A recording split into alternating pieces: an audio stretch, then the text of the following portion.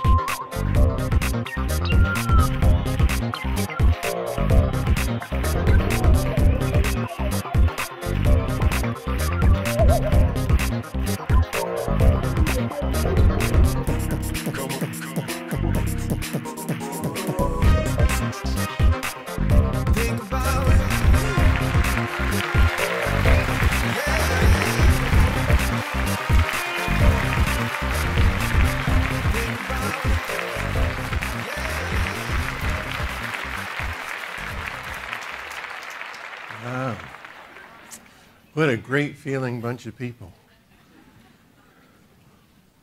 Thank you for making some time for me.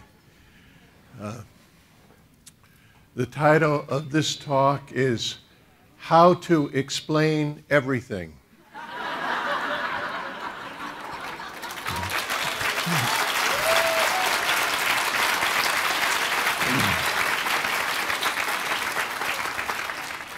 And of course, if you're going to explain everything, you need a good paradigm. And a paradigm is a way of structuring data so that people can understand you better. It's a storytelling tool. And paradigms are created to bridge unknowns. Like you go, so this, so probably that. You know, they're organized word lessons built of data and conjecture. And the paradigm that I'm going to show you will help you structure the history and evolution of life. And you can superimpose it on consciousness or personal development, human evolution, societies, spiritual paths, governments, religions, just about anything, and it will reveal new insights. And if there's some philosophic or metaphysical subject that you want to know more about, just start structuring what you know with this paradigm, and more will be revealed. So here's the basic paradigm.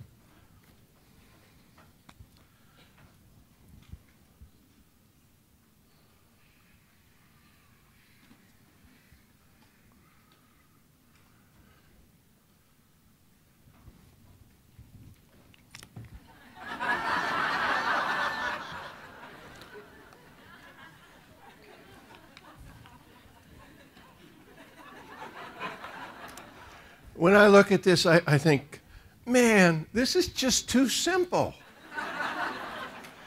But then the more I play with it, the more excited I become. And I know some of you thinking, there goes Harry again, trying to explain everything. And he draws a line and he starts having epiphanies with it. But this is so much more than a line. It's an interaction between the two foundations of everything. You know? It's heaven and earth. It's alpha. It's omega. It's God and creation. You know? So yesterday I showed it to Avra. Hey, come here, come here, come here. Come here, come here. Look at this.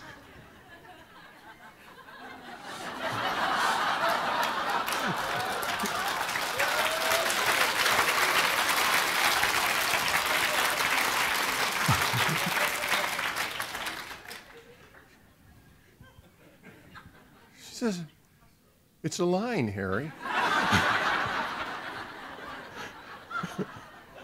I go, yeah, but it's a line that's got everything on it.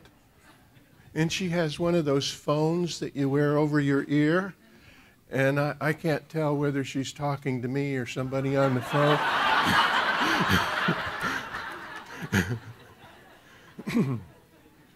Okay, I'll be the first to admit that I do get carried away sometimes, and I know I went overboard on the triangles thing. And probably I went off the deep end with the circles. But this is a line!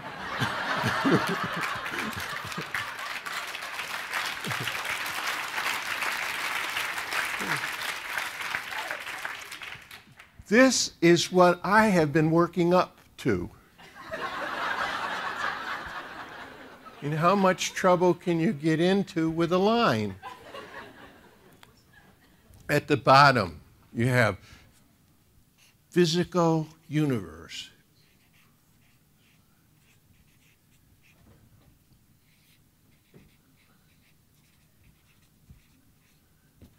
At the top, you have infinite being.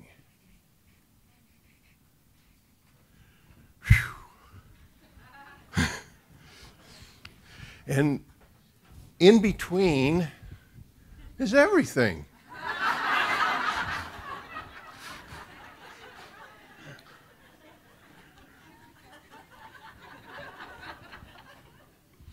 Okay, so, all right, stick with me. Let's put the evolution of consciousness on the line. Did you ever hear the expression dull as a rock? We'll put rock down there. Or bright as an angel? We'll put angel up here. And everything else goes in there. I mean, doesn't that just explain it all?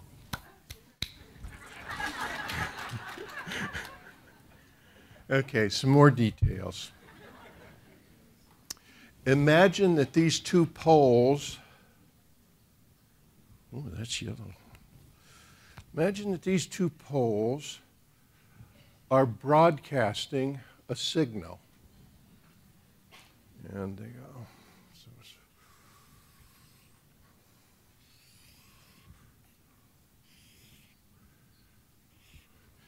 That's the broadcast from the physical universe pole.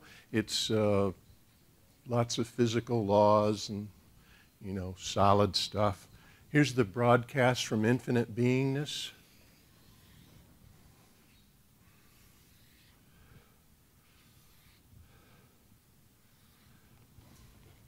And that's undefined awareness. And where the two meet, life happens.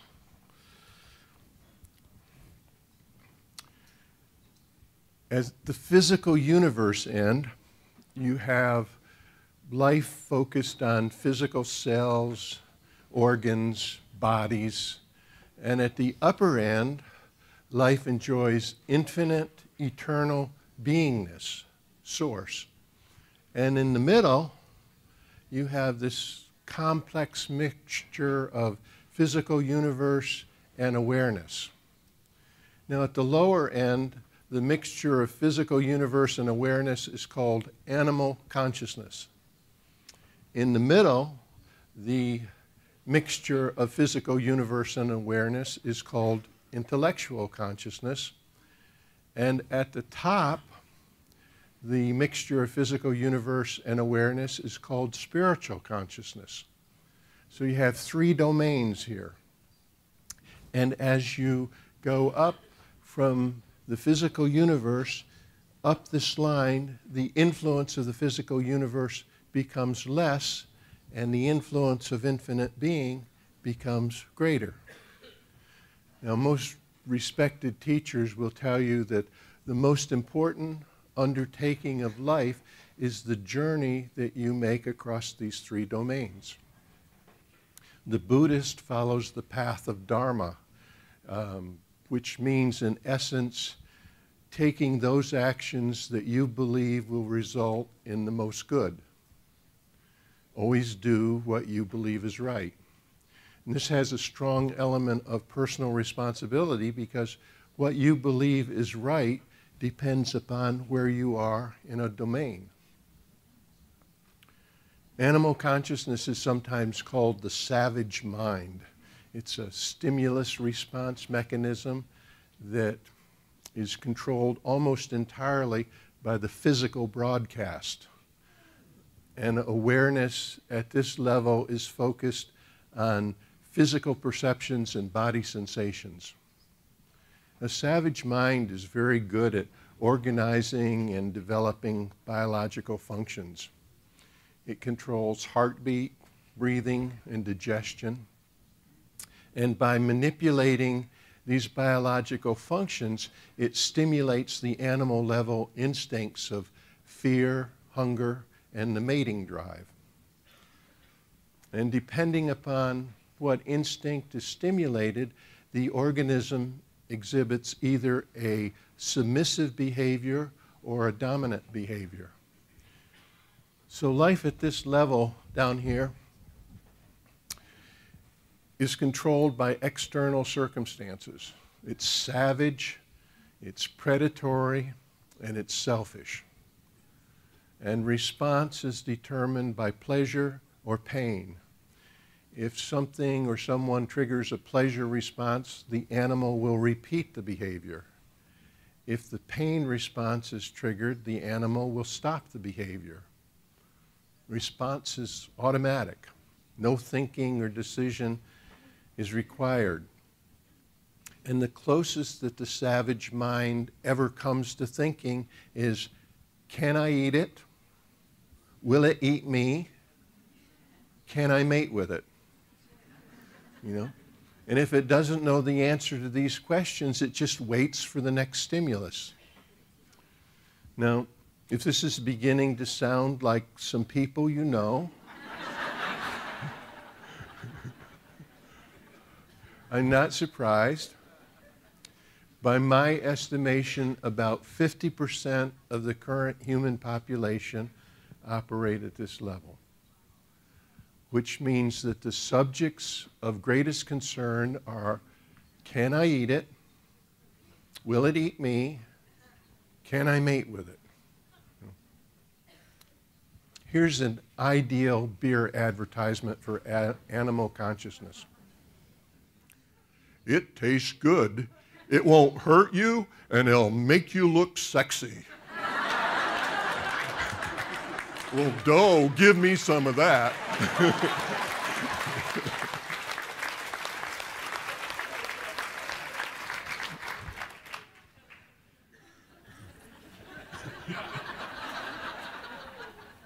The transformation from animal consciousness to intellectual consciousness happens with the awakening of an awareness of being aware. Intellectual consciousness is not only aware, it's aware that it's aware. I mean, suddenly an I am has materialized. And this I am not only knows, but it knows what it knows, and it knows what it doesn't know. On one hand, it can use the body's perceptions to look outward into the external universe. And on the other hand, it can look inward into this new thing called a rational mind, which begins as a copy of the external universe. Now, whatever modification happened right here, that suddenly our DNA gave birth to this I thing and made us more receptive to the broadcasts coming from awareness, is a subject for speculation. Was there some extraterrestrial engineering that took place? Or did a great ape eat a magic mushroom? Or did something in the atmosphere change? The ancient Greeks believed that gods seduced humans, and maybe that's how it started. But whatever it was a miracle moment in time. In the movie 2001: A Space Odyssey, Stanley Kubrick speculated that the transformation from animal consciousness to thinking was triggered by this mysterious monolith, remember? And it It broadcast an eerie melody. It was transforming music. I mean, why not? Music has charms to soothe the savage beast. So I can't overstate how important and unique to our species it was to cross this threshold. It gave humans dominion over all other animals.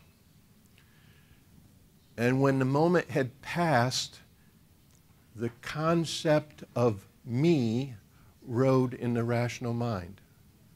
And it rode mostly as a passenger. And humans moved from identifying with a body to identifying with a mind. Now, did you ever buy a car or a computer and discover there was something that the salesman didn't tell you? That's what happened with the rational mind. It contained a hidden element. And underneath the chrome and the equations and all the pretty dreams, the savage mind still lurked there. And beneath the reasoned decisions of the new rational mind, the old stimulus response mind of pain was still running. And the savage instincts remained as a subconscious influence. So our interpretation of the world carried old judgments based on past pleasures and pain, and we used the reasoning power of the new rational mind to justify them as right. This is the tragic flaw in the human drama. If you operate on instincts and the instincts aren't right, you'll go extinct. Right? Now that got carried over to the idea that if you operate on beliefs and your beliefs aren't right, you'd go extinct. So the computation of the rational mind became, well, if I believe it, it must be right. And that's what we've been running on. But still, you know, the awakening of the rational mind, it was a landmark event.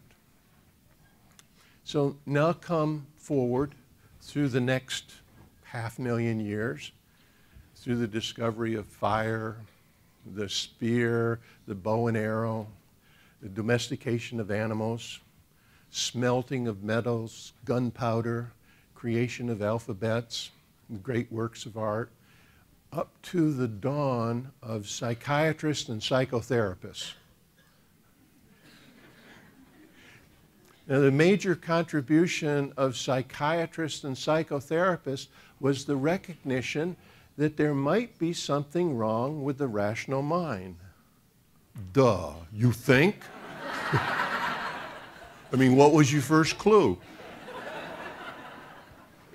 Could it have anything to do with our history of wars and atrocities that we commit against each other? I mean, 500,000 years is a long time before you discover that there's a bug in the program. And way too many of us have been running on the indoctrinated beliefs, which of course, if we believe them, must be right, which are nothing more than the leftover artifacts of animal consciousness. I mean, we've used our brilliant technology to destroy each other and sabotage our future.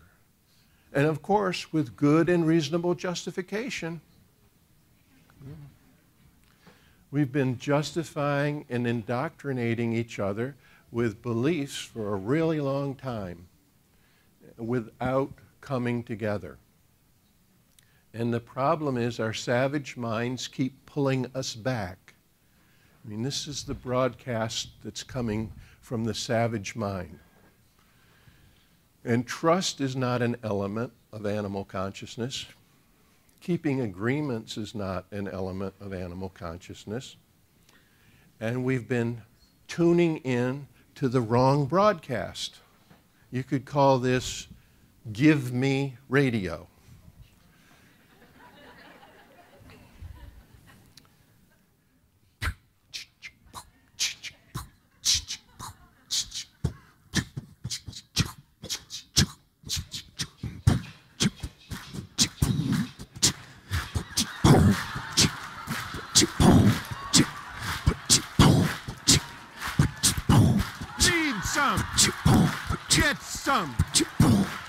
some more. Need some. Get some. Give me some more. Need some. Get some. Give me some more. Need some. Get some. Give me some more. Give me yours. Give me yours.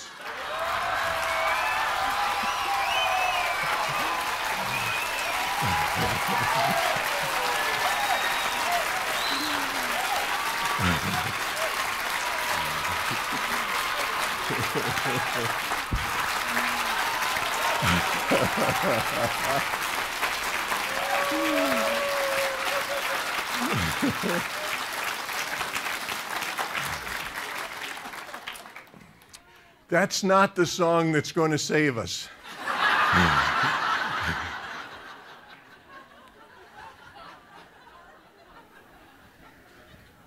The world's problems do not start with scarcity or greed. They start with this savage influence on human consciousness. And the thing we have to solve is how to make care and compassion more valuable than self-importance and impermanent things. And the ultimate solution is broadly awakening the enlightened mind of spiritual consciousness. We need another miracle moment in which everyone realizes that we're in this all together, and that the earth is the only spaceship that we get. And Star's Edge has laid the foundation. Future generations need to direct their greatest efforts toward coming together. I mean, the world needs less superpowers and more friendly tribes.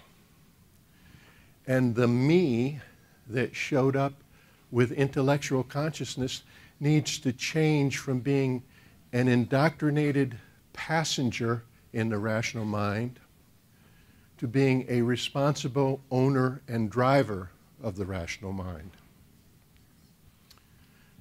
And you will play a major role in that transformation. You're part of the construction crew for the next miracle. You deliver Avatar properly, and your students will realize that they are more than minds, and they'll move beyond the influence of indoctrination.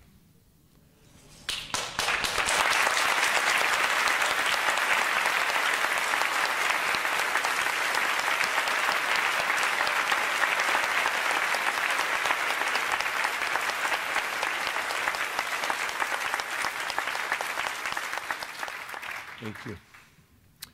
I've said it before and I'll say it again. The product of Avatar is a source being, and that is the gateway to a spiritual consciousness and the awakening of an enlightened mind. I mean, the route up is not always easy. What with the forgetting of our most important lessons between every lifetime. But the road ahead is now wide open, and it leads to an enlightened planetary civilization. And you are making very good progress.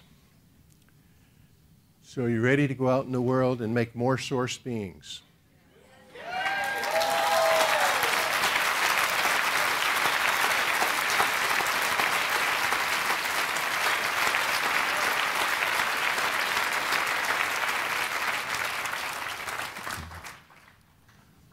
Good. Karen Pryor recently introduced a style of animal training called clicker magic. And it's so amazing and appropriate to this talk that I asked her permission to show you some excerpts from her DVD, Clicker Magic.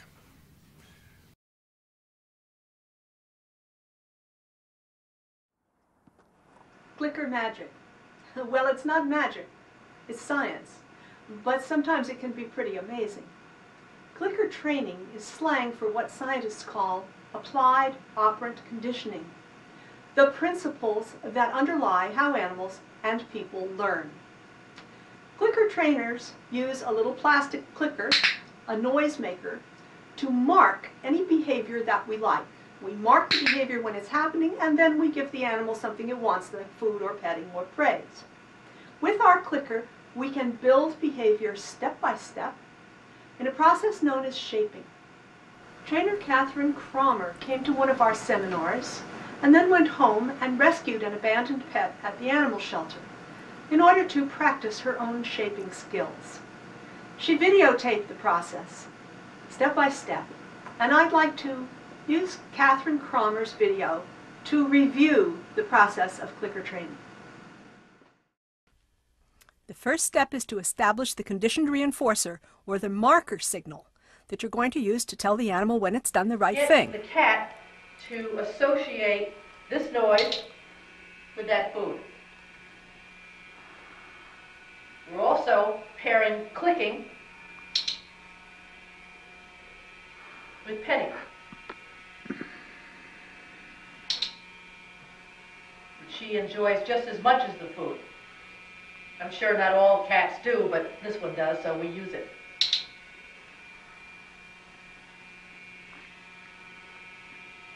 It's important in the beginning to use things the animal really likes, especially good food, for example. The next step, when you have a signal, is to shape a behavior, in this case, targeting. Now we're going to get her to touch or target in this case, a magic wand. You don't need a magic wand to train a cat, but this one seems to enjoy it. Now, in the first few lessons, the animal's going to be a little inattentive. That was true of some of the puppies that we started with in Gusto. That will improve with time. First, we show it to her. She touches it. She hears the click, which by now means that she's going to be eating or being petted. Now, she's fairly consistent on touching it, so we're going to add a cue to it, a command to do it. Touch it.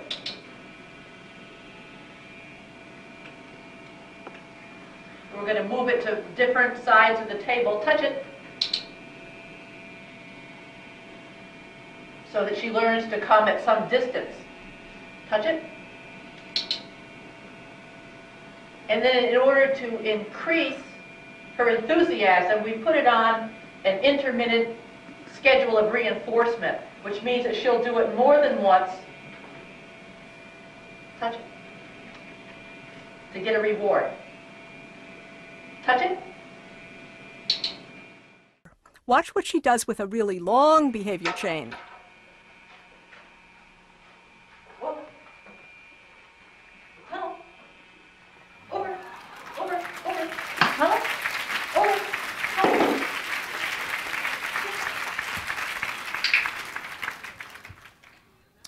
That was really interesting, wasn't it?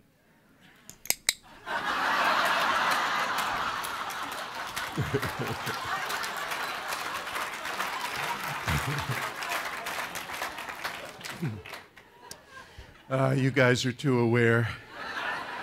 It would take something more than a clicker to shape your behavior.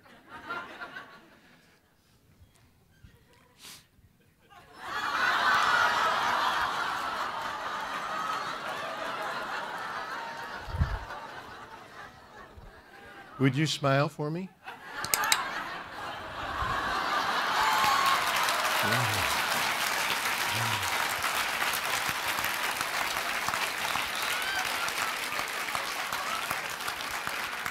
You smile for me?